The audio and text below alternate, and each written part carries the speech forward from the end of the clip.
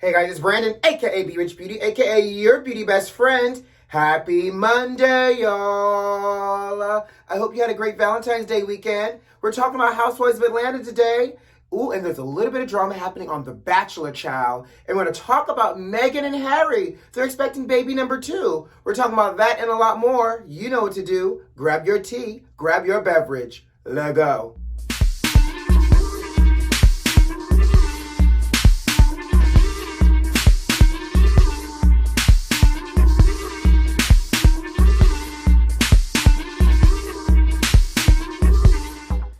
Have a great Valentine's Day weekend.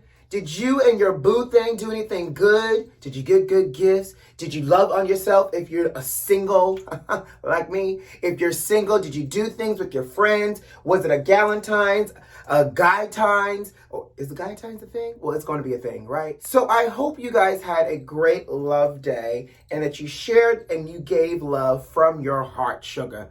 Baby, let me tell you something. Y'all know I was in Atlanta, right? And I went to Atlanta to go see my favorite esthetician. I did a whole little story on my Instagram. If you're not following me on Instagram, you should be. B.Rich_beauty on the IG. But I got a chance to go to my favorite med spa while I was there and get a little, skin touch-ups and a little skin tension. And obviously, because I was going, I worked from Atlanta for a couple of days and, work from home, right? Worked from Atlanta for a couple of days. And then I decided to stay the weekend because I said, you know what? It's a long weekend. It's President's Day. It happens to also be Valentine's Day. But I guess I had a Guy-tines because I hung out with my friends. Got a chance to see friends I have not seen in a very long time, obviously because of the pandemic. Ooh, child, Chile, and everything else in between. I thought Miami was wide open. I thought Miami was bad. Don't get me wrong, Miami is wide open and Miami still is bad. But baby, Atlanta ain't got nothing on Miami. Atlanta is wide open. So legit, I went to different restaurants and, depending on the restaurant, some tables were not 6 feet apart. Some places was just a little too tight and not enough circulation roaming around in there. The kids are so down to the bar, throwing parties and everything else. And I'm not judging because obviously, like I said, I was in Atlanta. I wore my mask and I may or may not have ended up in some of those places wearing my mask, of course. But I was just so shocked that Atlanta was wide open. Like, I legit had a ball. Don't get me wrong. I am exhausted. I had a very early morning flight this morning to get on back down to Miami so I can get some rest before I have to go back to work on Tuesday and give y'all a video. But I'm just saying, and I apologize for the lateness of the video, but him was tired because Atlanta owes me nothing. But again, I was just, so shocked that Atlanta, the kids, let me tell you something. And we're going to jump into topics real quick. I'm sorry, guys. So here's why I also suspect why Atlanta feels so wide open. The kids are tired. Like, we unfortunately had a whole government that played around in this pandemic, and now the kids are like, either they feel like in 285 there's just herd immunity happening, and on top of that, the kids are just like, we're tired. We probably already had it, and if that's the case, then why not go down to the bar and have a good drink? But thank you, Atlanta, and thank you to all my friends that made time to see me and for us to just have an exchange of friendship, bonds, and love. So with that being said, 2020, was a tough one. So if you got good old relationships and friendships, honey, you just got to honor people and say thank you. So I thank all my friends, and I thank Atlanta for a great time. Now I got to make sure I take my zinc, my emergency, and everything else in between. I will be doing temperature checks for myself for the next couple of days. I'm just saying. Let's jump into Housewives of Atlanta. Did you guys watch last night's episode?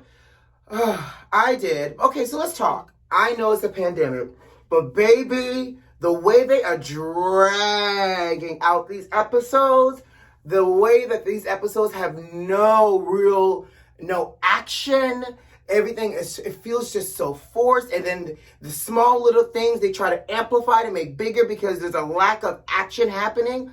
Who child? I'm just saying, I need next week's episode to hit me with their best shots. And we're going to talk about that. But let's talk about how I appreciate Candy this episode. So, last week, they ended at the dinner table. Drew gave a signed photo to LaToya. But Marlo really mentioned about how much she wants to work through getting to a better place of respect with Kenya. So they kind of pick up at the dinner table with that in that conversation. And then after that, Kenya makes a joke like, why don't we all play a game? I forgot to tell you it's a game. We're going to all put our pajamas on and go upstairs to go to sleep. First of all, sis, on a girl's trip, you try to go to bed early. Now, she does. She goes upstairs. She has Brooklyn. You know, she has Brooklyn with her. But the girls all come back downstairs looking for a whole game from the hostess with the leastess, right? So on top of that, so they're all sitting around. They're like, where's Kenya? So Candy is like, you know what, let me just go upstairs and check on her. Candy goes up, cameras go with her. Candy cracks the door, and Kenya's like, I'm not coming back down. I'm in for the night. I got Brooklyn. I'm done.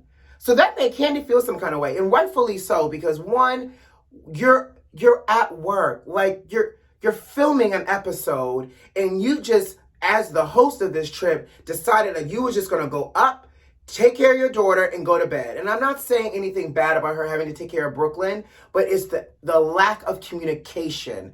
And so which prompted everybody to get in their purse, again, rightfully so, once Candy goes back down. Y'all know Candy cries at the drop of a dime, honey. Candy goes back down. She says she's not coming down. She has her Brooklyn with her, all these other things. So Portia gets in her feelings because Portia has a baby. Then Candy gets in her feelings because Candy's baby is the youngest. Then LaToya, who apparently is a mother child, did not know that, gets in her, talks about like the fact that she has a child. Shamia, there are lots of mothers sitting in this house. Lots of mothers with young children, and they're like, we're here because we have to be here. Right, because you're collecting a check. So that everybody went to bed, pissed at Kenya, and it was the actions of the next day that I really kind of appreciate. Candy, being an adult, went up to Kenya's room and was like, we need to talk because I'm aggravated with you. And again, rightfully so. So Candy lays out her grievances. One, the fact that you're the host and you just went to bed and did not tell anybody. Two, the fact that you took a private jet down here separate from the rest of us. Three, the fact that you brought your child with you and did not even give us the option to anybody else. And four, you ordered a whole private lunch for yourself while you got them eating popcorn, hummus, and trail mix. Like, sis, what you're doing is not right. And what you're doing is not only right, but if it was anybody else that planned this trip that did anything that you've done, you would be all over their case. And y'all know it, because Kenya is petty. Kenya likes to call people out and hold them to the cross. And not only will she hold them to the cross, she's going to hold them to the cross, crucify them, twirl on them, and walk away acting like she's better than them and that she could do it bigger and better if she had the opportunity to do it. Well, sis, you had the opportunity to show up for your homegirl Cynthia, bring the girls together, give us a bachelorette trip, and you are dropping the ball left and right. So Candy lays out all of her grievances. Candy also suggested that, maybe she should have brought a second nanny. And obviously Candy got a little upset, like, don't tell me what to do. But Kenya took Kenya's point, and if she has a defense here, which I don't think she has a defense, period, because all you have to do is appropriately communicate and you'll be fine. But in Kenya's defense, she's running on fumes and she doesn't have a proper village. And obviously you can't work the nanny 24 hours. So therefore, she has to take care of Brooklyn at night. She doesn't trust people with her kid, and that she basically is a single parent. And yet apparently Mark has restrictions still on what she can and can't do, even though they're legally separated for over a year. And Mark seems to have a whole side family, allegedly, and or mistress, allegedly, or whoever, child, allegedly, up in New York. And he's laying down the law all the way in Atlanta, Georgia, right? And Candy even called it out. She goes, I like Mark, but how is it that he's still laying down the law and he's not even here? So she shared with Candy, the fact that with everything going on, she dropped the ball. Okay, sis, you knew that this shit was coming for television. Like, there's certain things you could have done ahead of time. And you can't tell me you don't have at least one assistant. You may call Candy out for having 16, because she does, but you got at least one assistant, one homegirl that manages your inboxes, emails, and schedule, or something, sis. They could have planned these activities a little bit better. But I digress. So fast forward, she says, you know what, I appreciate that you're going to take care of the activity tonight, and then I'm going to have LaToya take care of like dinner and the activities for the day. Okay, the activity for the day was them working out drunk. First of all, I don't know about y'all, but what you're not about to do is have me take shots and then break a sweat so I could pass out in somebody's driveway. That's not cute. So the activity, and I guess because of COVID, their activity for the day was working out. Shocker. Oh my God, I'm so impressed. Oh my God, it's so exciting. Fast forward, they go to dinner. Now at dinner, I appreciate Drew. And let me tell you why I appreciate Drew. Drew is still getting to learn these girls, and she's calling it out as she sees it, which actually might be a good thing for Drew because the rest of her storyline is kind of boring, child. But Drew called it out and said, Kenya, I want to talk to you. Like, at the table with the rest of the girls, she's like, you know, what happened made me feel some kind of way, which in a triple effect made all of us feel some kind of way, and we just want to bring it to your attention. Now, of course, Kenya is also on team offensive, defensive, and everything else, not listening, not being open. She claps back like, don't come to me with this. Why in front of everybody else? And Drew's like, to her point, she's like, we all feel this way. We're all just trying to have a conversation to understand what's going on. Because last night tensions were high, and then today it seems like it's kumbaya. It feels a little fake, feels a little phony. But on top of that, you've done a few things that feels a little suspect. I think it's fair. And you know it was fair because guess who sat at the table with her amen head held down, looking over at Kenya every now and then? Candy. Because everything that Drew brought up to Kenya, Candy said to her in private. So you know, girl, you got it in private from your good Judy, and now you're getting it in public from a girl who really doesn't know you. Like, what do you expect? There's no loyalty there. She just met you. Not to mention, everybody else tried in to feel this way. Now, here's what I'm going to say. Kenya is passive-aggressive, and no matter how much she likes to call other people passive-aggressive. She was like, I'll wait till everybody gets off their phone. So for the most part, everybody got off their phone so they can listen to Kenya's excuse and half-ass apology. Except Portia. Portia said she was going to multitask. You know, she got some sheets to sell and some hairline to sell. So, and she got an assistant. So Portia said, no, girl, you're fine. Keep going. I'm listening. I'm doing something. And she's like, well, I'm trying to have a vulnerable moment, and this is what's happening. Okay, girl, calm down. Because, again, you know good and well, you're one of those phone girls yourself, Miss Kenya Moore. So, and here's the thing. Don't hold the rest of them hostage with your explanation because you're trying to prove a point with Portia. Like, you have 6 other women listening intently to what is about to come out of your mouth, but you want to dig your heels into the sand and not want to say anything because Portia's on the phone? Girl, bye. So, thank God, dinner goes by. You see, they edited the crap out of dinner, honey, because that dinner was just as boring as that exercise. So they leave dinner. Kenny brought each and every girl an outfit in preparation for the bachelorette party, and Bolo, the stripper, was officially at the house when they got back in the backyard, honey. And I didn't know Chanel had a stripper line, but he had on some kind of little Chanel frock down to the ground with one leg out, one leg in. Very Studio 54-ish inspired. I'm here for it, Bolo.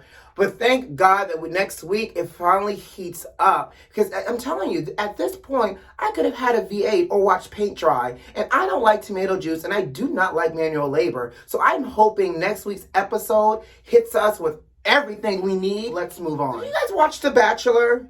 I don't, but I will admit that I watched the first 2 episodes because, you know, obviously this season, The Bachelor is historic. It's the first Black man, Matt James.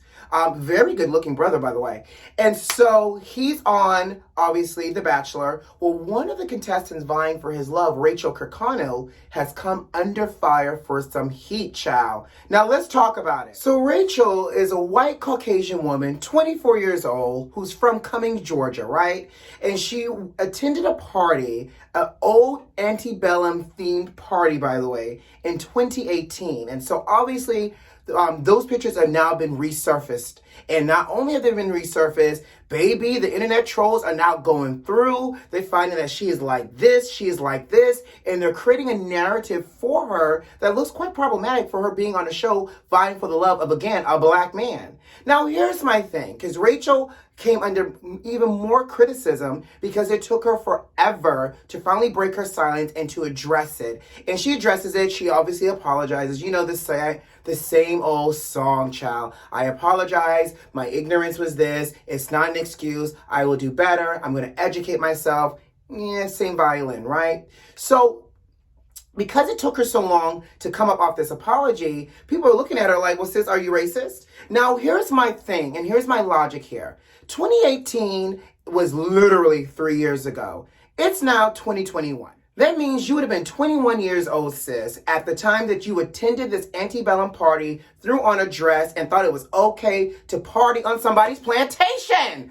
Now, here's where I say that, because you're not going to tell me at 21 years old in college, y'all are not having these fraternity parties and y'all not listening to somebody's urban black rapper at one of y'all parties as y'all down some alcoholic beverages and do what people do in college. Get drunk and act a fool. But the fact that y'all packed up that act drunk and act a fool and took it to the plantation and thought that was okay, you guys go to a party, you have fun, you're 21 years old, you don't think anything of it. And here's, being from Georgia, I know exactly what coming Georgia is. So I can also understand that her awareness and or lack of, or the carelessness of it. No, we're going to go with the carelessness of it all. The carelessness of it all is just that type of privilege. They can do things like this and get away with it. And now she's on a national television show and the world can see her insensitive antics. So she's offered up this half-assed apology, but what got even juicier is the show host, Chris Harrison, is now leaving because he opened up his mouth in defense of her to a black woman who also was the first black bachelorette.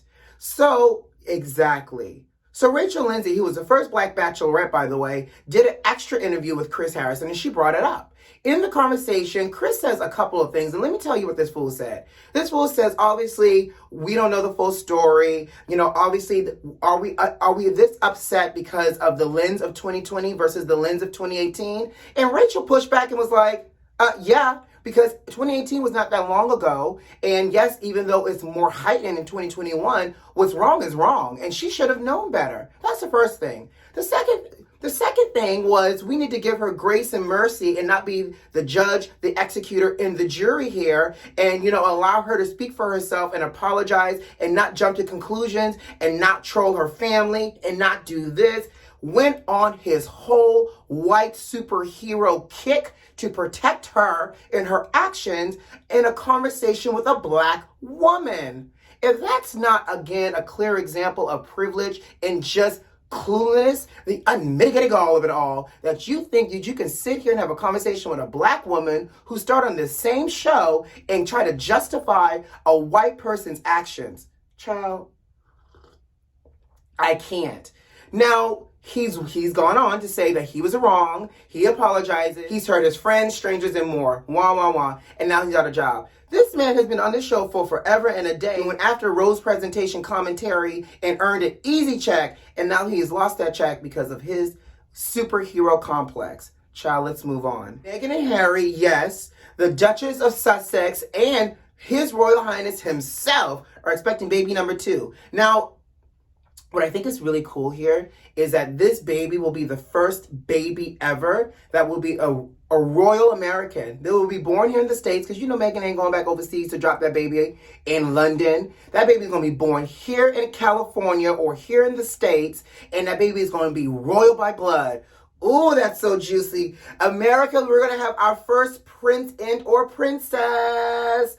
I love it. I wonder what the queen is thinking. I wonder what the rest of the family, obviously, I'm sure they're happy that they're pregnant again. But honey, there's still some underlying issues in that family. With them being over here and not over there. So I can't wait. I don't know if you guys know, but Meghan had a miscarriage back in July. So I'm hoping that this pregnancy is safe. I'm sure if she's just now telling me, me.